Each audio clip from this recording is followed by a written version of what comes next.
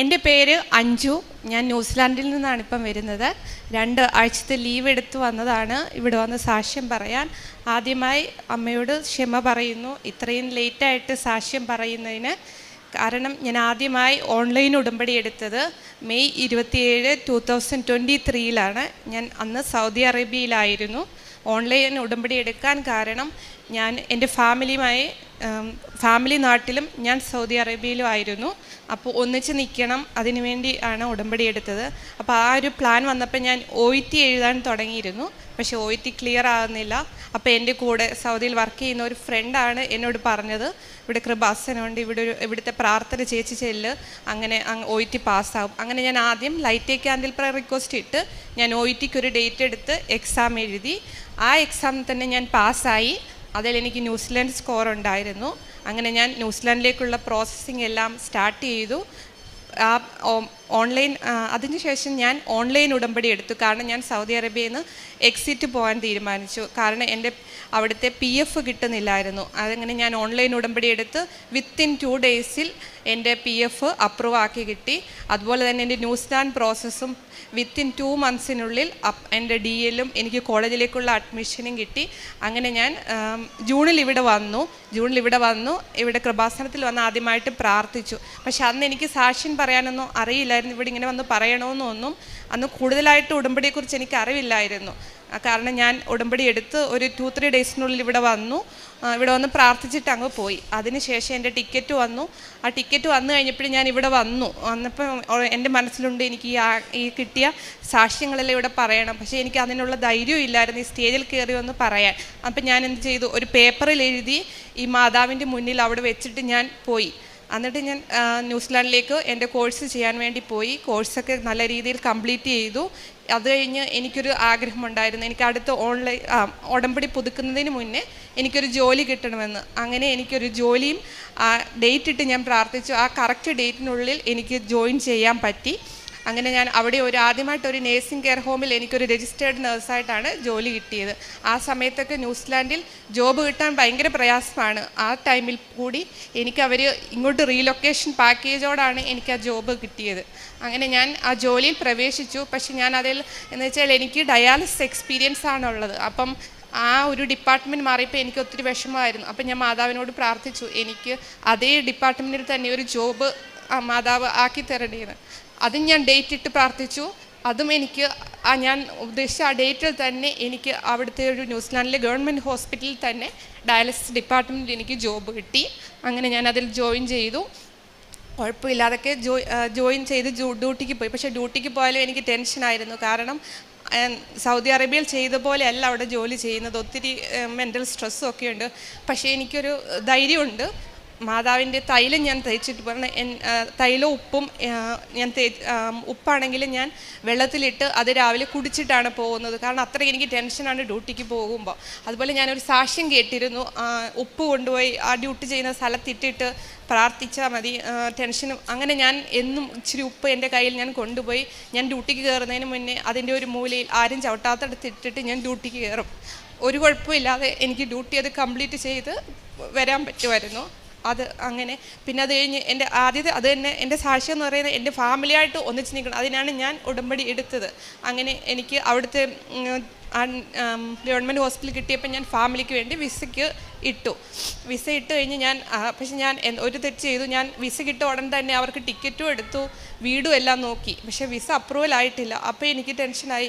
ടിക്കറ്റും എല്ലാം എടുത്തില്ല. അവിടേക്ക് പോകാൻ കുറഞ്ഞത് ഒരാൾക്ക് തന്നെ 1,00,000 മുകളിൽ വേണം ഒരാൾക്ക് ടിക്കറ്റ്. എനിക്ക് ഹസ്ബൻഡും 2 മക്കളുമാണുള്ളത്. അപ്പോൾ 3 പേർക്ക് അത്രയും രൂപയുടെ ടിക്കറ്റ് എടുത്തേക്കുവാണ്.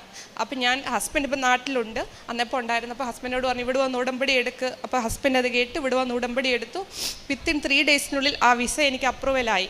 അതുപോലെ തന്നെ ഒരു പ്രശ്നമായിരുന്നു അവിടെ വീട് കണ്ടുപിടിക്കുക. അപ്പം ഞാൻ ഈ ഉടമ്പടി എടുത്തതിന് ശേഷം എനിക്കൊന്നിനും പുറകോട്ട് നോക്കേണ്ടി വന്നിട്ടില്ല. കാരണം എപ്പോഴും മാതാവ് ഒരാളെ എനിക്ക് മുന്നിൽ നടത്തി തരും. ഒന്നിനും ഞാൻ രണ്ടാമതൊന്നും ചിന്തിക്കേണ്ടി വന്നിട്ടില്ല. എപ്പോഴും എന്ത് കാര്യത്തിനും എൻ്റെ മുന്നിൽ ഒരാളെ നിർത്തി തരും. അങ്ങനെ എനിക്ക് ആദ്യം പോയി കണ്ട വീട് തന്നെ എനിക്ക് കിട്ടി. അവിടെ ഞാൻ ഉപ്പ് കൊണ്ടുപോയി ആരും കാണാതെ ഒരു സൈഡിലിട്ട് പ്രാർത്ഥിച്ച് ഈ വീട് എനിക്ക് കിട്ടണേ. ആ വീട് എനിക്ക് കിട്ടി. ഒരു കുഴപ്പവും കൂടാതെ എൻ്റെ ഫാമിലിയായിട്ട് എനിക്ക് അന്ന് ആ പറഞ്ഞ ഡേറ്റിനോട് തന്നെ അവരവിടെ വരികയും ചെയ്തു. അങ്ങനെ ജോയിൻ ചെയ്തു. ഞങ്ങൾ ഹാപ്പി ആയിട്ട് പോകുമായിരുന്നു. അത് കഴിഞ്ഞപ്പം ഞങ്ങൾക്ക് ആ വിസ കിട്ടിക്കഴിഞ്ഞപ്പോൾ ഞങ്ങൾക്ക് PR ഇടണം. അപ്പോൾ ഹസ്ബൻഡിന് കുറച്ച് ഷുഗർ ഉണ്ടായിരുന്നു. അന്നപ്പോൾ ഇമിഗ്രേഷനിൽ നിന്ന് മെഡിക്കൽ റിപ്പീറ്റ് ചെയ്യണമെന്ന് പറഞ്ഞു. അപ്പം ടെൻഷനായി. ഷുഗർ ഉള്ളത് കൊണ്ട് അവർ കുറേ ടെസ്റ്റുകൾ പറയുകയും ചെയ്തു. അന്നപ്പം തൊട്ട് ടെൻഷനായോ ഇതെന്താകും, ഇനി വിസ വല്ലതും റിജക്റ്റ് ആകുമോ, അങ്ങനെ ഉണ്ട്. അവർക്ക് ഷുഗർ ഉണ്ടെങ്കിൽ ഒത്തിരി ഫോർമാലിറ്റീസാണ് നമ്മൾക്ക് വിസ തരാൻ വേണ്ടി. അപ്പം ഞാൻ ഓർത്ത് അപ്പം ഹസ്ബൻഡ് അവിടെ ഉപ്പും തൈലവും എല്ലാം കൊണ്ടുവന്നു. ഹസ്ബൻഡ് ഉടമ്പടി എടുത്തല്ലോ. അതപ്പം ആ ഉപ്പിട്ട് ഹസ്ബൻഡ് ഞാൻ എന്നും വെള്ളം രാവിലെ കൊടുക്കുമായിരുന്നു, തൈലം തേച്ച് പ്രാർത്ഥിക്കുകയും ചെയ്യുമായിരുന്നു. അങ്ങനെ ഞങ്ങൾ മെഡിക്കൽ ചെയ്തു. ആ മെഡിക്കൽ ഒരു കുഴപ്പമില്ലാതെ പാസ്സായി. അങ്ങനെ ഞങ്ങളുടെ ആ വിസയ്ക്ക് ഒരു കുഴപ്പമില്ലാതെ വിസ അപ്രൂവലായി കിട്ടി.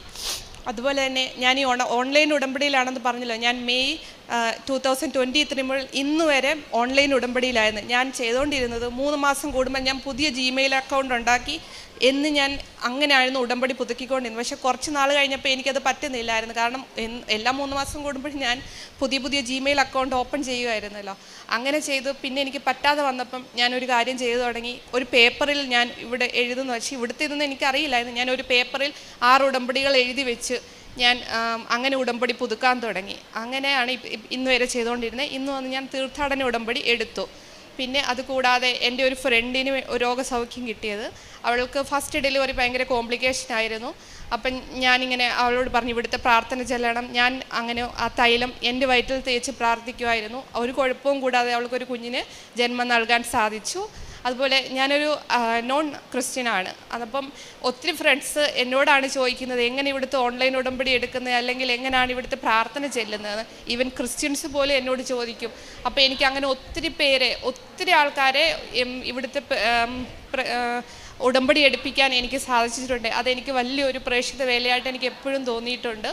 അതുപോലെ തന്നെ എനിക്ക് ഒത്തിരി ഈവൻ അവിടുത്തെ ഇംഗ്ലീഷുകാരോട് പോലും എനിക്ക് പറയാം. അവരൊക്കെ എന്നോട് ചോദിക്കും നീ ഹിന്ദു ആണോ ക്രിസ്ത്യൻ? അപ്പം ഞാൻ പറയും ഹിന്ദു ആണ്, പക്ഷെ ഞാൻ ജീസസ് ക്രൈസ്റ്റിലും മേരി മദറിലാണ് വിശ്വസിക്കുന്നത്. അപ്പോൾ എപ്പോഴും എൻ്റെ റോസറി കാണും ഞാൻ ചെല്ലും. അപ്പോൾ അവർ പറയും അപ്പം നീ അങ്ങനെ ചെയ്യുന്നുണ്ടല്ലോ, നല്ല കാര്യം, ഞങ്ങൾ പോലും അങ്ങനെ ഒന്നും ചെയ്യാറില്ലല്ലോ എന്നവരെപ്പോഴും എന്നോട് ചോദിക്കാറുണ്ട്. പിന്നെ പ്രേക്ഷിത വേലയായിട്ട് ചെയ്യുന്നത് എനിക്ക് അവിടെ ന്യൂസിലാൻഡിലായതുകൊണ്ട് പൈസ കൊടുത്ത് അവിടെ ഉള്ള ആൾക്കാരെ അങ്ങനെ സഹായിക്കാൻ പറ്റില്ല. പക്ഷേ വേറെ ആൾക്കാർ ഇപ്പം നമുക്ക് സോഷ്യൽ മീഡിയ വഴി ഇപ്പോൾ വയ്യാത്ത ആളുകൾ അങ്ങനെയൊക്കെ കാണുമ്പോൾ ഞാൻ അവർക്ക് പൈസകൾ എല്ലാ മാസവും എൻ്റെ സാലറി കിട്ടിക്കഴിയുമ്പോൾ അതിൻ്റെ ഒരു എമൗണ്ട് കാരണം എനിക്ക് ഫോർട്ട്നൈറ്റ്ലിയാണ് അവിടെ സാലറി കിട്ടുന്നത്. അതിൻ്റെ ഒരു എമൗണ്ട് ഞാൻ എപ്പോഴും കൊടുക്കാറുണ്ട്. അതുപോലെ തന്നെ പ്രാർത്ഥന, പ്രത്യക്ഷീകരണ പ്രാർത്ഥന ഞാൻ അന്ന് ഓൺലൈൻ ഉടമ്പടി ഓൺലൈനല്ല, അതിന് മുന്നേ ഞാൻ ലൈറ്റ് എ ക്യാൻഡിൽ പ്രെയർ റിക്വസ്റ്റാണ് ഇട്ടത്. അന്ന് മുതൽ ഇന്ന് വരെ ഞാൻ ഒരിക്കൽ പോലും തെറ്റിച്ചിട്ടില്ല. 5:30ക്കുള്ള പ്രാർത്ഥനയും വൈകിട്ടത്തുള്ള പ്രാർത്ഥനയും ഒരിക്കലും തെറ്റിച്ചിട്ടില്ല. അതുപോലെ തന്നെ 1/2 മണിക്കൂറുള്ള ബൈബിൾ റീഡിങ് അതും ഞാൻ എന്നും വായിക്കും. ഒരു തടസ്സവും അതിന് ഞാൻ വരുത്താറില്ല. അതുപോലെ ജപമാല, എനിക്ക് ജപമാല ചെല്ലാൻ അറിയില്ലായിരുന്നു. പക്ഷേ എൻ്റെ ഒരു ഫ്രണ്ട്, ഞാൻ ന്യൂസിലാൻഡിൽ ചെന്നപ്പം ആ ഒരു ഫ്രണ്ട് അവളാണ് എനിക്ക് പഠിപ്പിച്ചു തന്നത്.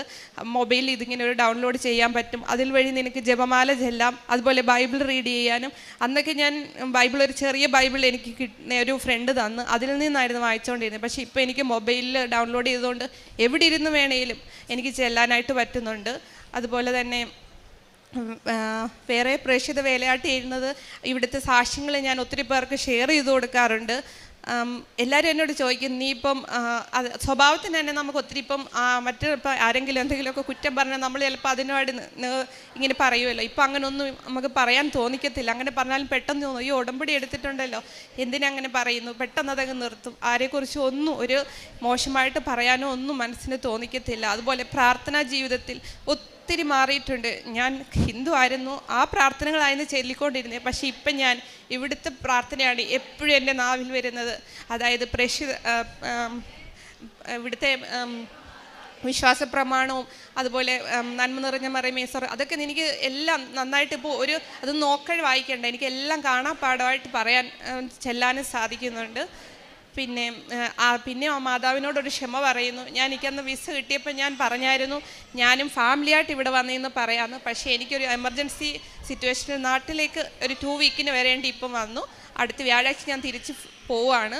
അവരുമായിട്ട് എനിക്ക് വന്ന് നിന്ന് പറയാൻ പറ്റിയില്ല. ഇനി എന്തായാലും ഞാനും ആ ഫാമിലിയായിട്ട് ഇവിടെ വന്ന് ഈ തിരുസന്നിധിയിൽ വന്ന് നിന്ന് ഞങ്ങളുടെ കിട്ടിയ എല്ലാ അനുഗ്രഹങ്ങൾക്കും ഞങ്ങൾ 4 പേരുമായി വന്ന് സാക്ഷ്യപ്പെടുത്തും.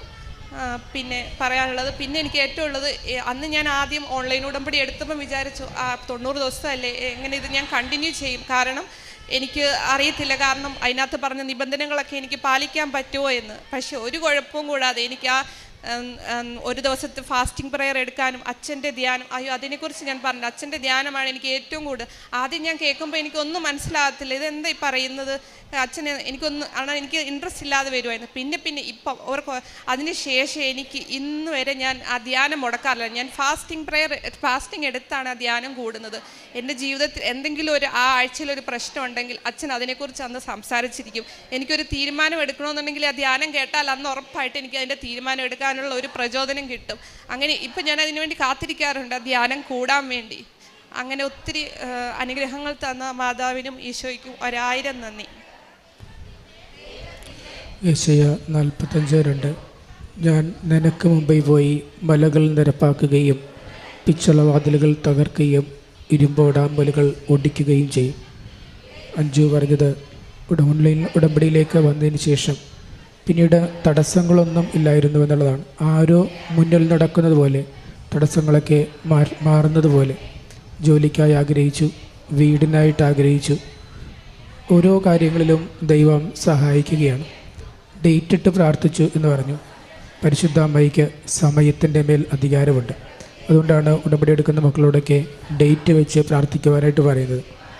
കാനായിലെ കല്യാണ വിരുന്നിൽ വിങ്ങി തീരുമ്പോൾ പരിശുദ്ധ അമ്മ മാധ്യസ്ഥം വഹിക്കുമ്പോൾ ഈശോ ആദ്യം പറയുന്നത് എൻ്റെ സമയം ഇനിയും ആയിട്ടില്ല എന്നുള്ളതാണ്.